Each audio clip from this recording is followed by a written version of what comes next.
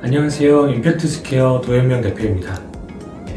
임팩트스퀘어는 2010년에 만들어졌습니다. 원래 네이버에서 제가 일을 좀 했었는데 뭔가 스타트업, 새로운 일을 만드는 것에 도전하고 싶었고 2010년쯤에 같이 있었던 동료들, 선후배들하고 함께 이 임팩트 영역에서 뭘 해보자.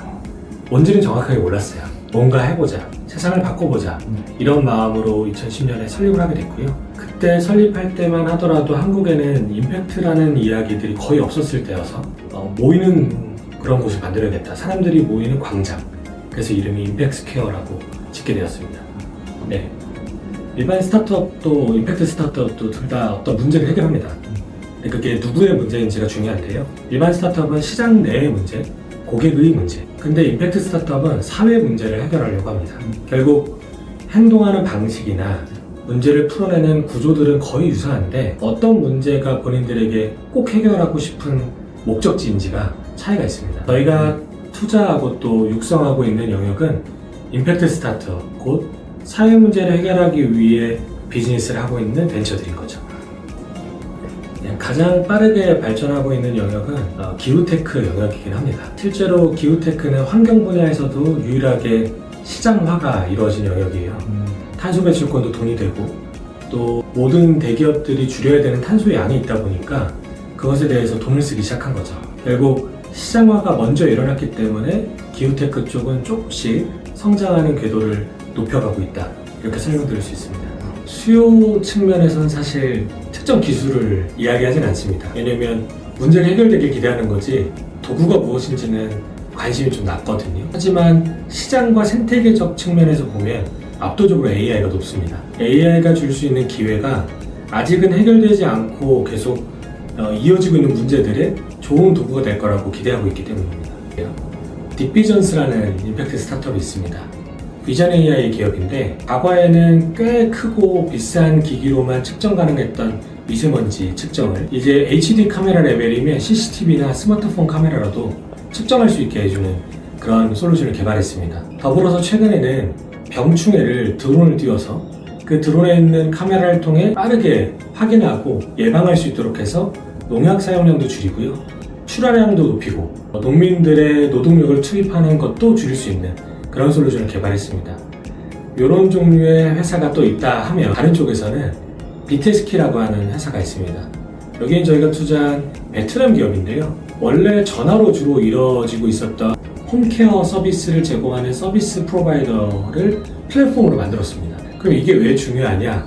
과거에는 전화로 호출해서 누군지도 모르고 누군지 모르는 고객이 보내줬다면 이젠 서로를 확인할 수 있어서 그 사이에서 벌어졌던 폭력 혹은 임금체불 혹은 도둑으로 몰리는 일들이 거의 없어지다시피 하게 되었고요. 리뷰가 쌓이니까 개별적인 프로바이더 중에서 잘하는 사람들은 더 높은 임금, 더 높은 고부가치 서비스를 할 수 있게 되기도 했습니다. 그래서 주로 여성들이 여기에서 일하는데 그분들의 소득을 높이고 아이를 돌볼 수 있는 시간을 확보해주는 성과를 충분히 내고 있습니다. 결국 ICT가 허가해주는 어떤 영역들에서 이들의 사회 문제를 해결하는 아주 코어의 기술들이 적용된다고 볼 수 있죠. ICT 기술에 대한 수요 혹은 필요성은 어마어마하게 높다고 생각합니다. 왜냐하면 사회 문제가 해결되지 않는 이유가 있거든요. 대다수가 비용이 높기 때문이고 맞춤형 서비스에 대한 어려움이 있기 때문이에요. 이 부분을 처리해주고 좀 더 수월하게 해줄 수 있는 가장 좋은 영역 중에 하나가 ICT 기술입니다.